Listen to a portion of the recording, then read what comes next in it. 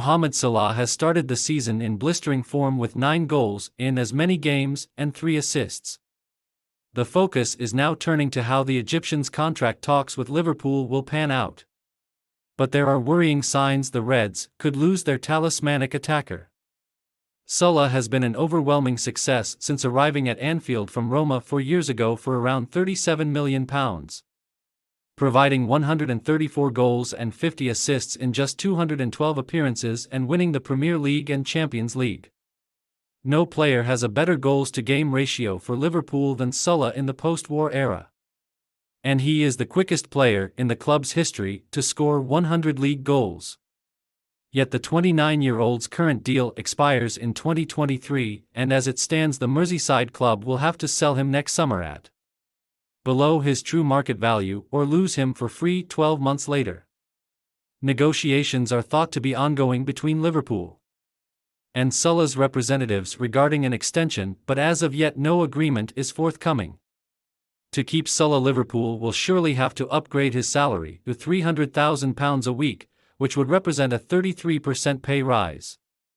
But the club do not like handing out lucrative extensions to players approaching their 30s, as shown with Gini Wijnaldum a year ago. Liverpool preferred to lose the Dutchman for nothing despite his flawless injury record, suggesting he had several years left in him at his peak level. Jurgen Klopp himself has given his backing to a new long-term deal for Salah, saying recently that he has all the things you need to play into his mid-30s. But the German does not always get his way. He also wanted to keep Wijnaldum. And the previous actions of Liverpool owners Fenway Sports Group in the world of Major League Baseball, with FSG also owning 9-time world champions the Boston Red Sox, are a particular cause for concern. Last year the Red Sox couldn't agree a new deal with right fielder Mookie Betts amid worries that handing the standout Nashville native a lucrative new deal would see the wage budget spiral out of control. 5-time All-Star Betts instead joined the Los Angeles Dodgers, who then went on to rule supreme for the first time since 1988. He was a year younger than Salah is now at the time.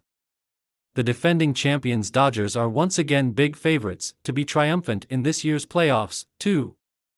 Of course, broader context must be applied, and baseball's luxury tax rules were a factor in Betts' Fenway Park exit.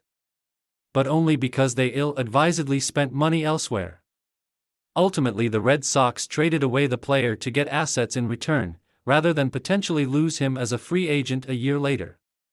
We cannot shy away from tough decisions required to aggressively compete for the World Series.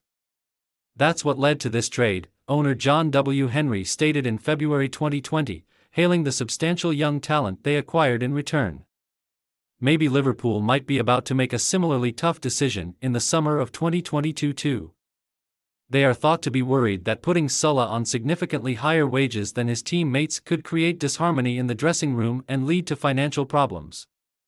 Liverpool are one of the shrewdest operating clubs in the game and might think, similarly to the Red Sox with Betts, that offloading Salah and investing into a younger asset who can blossom into his replacement makes more sense. The Reds' ownership really ought to avoid cost-cutting exercises.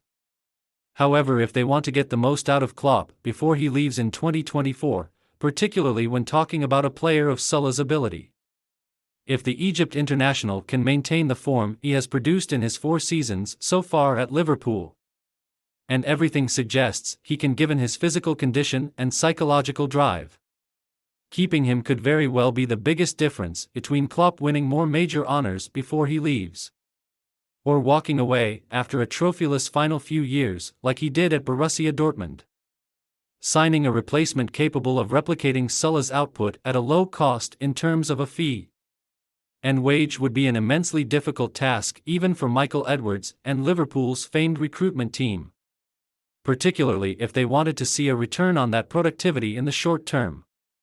Rather, Liverpool's hierarchy must accept that to maintain their level, and to ensure Klopp has the best possible chance of success in his final 3 years at the club, the controlled wage structure must be loosened, and Salah, one of the very best in the world, must be rewarded for his contributions.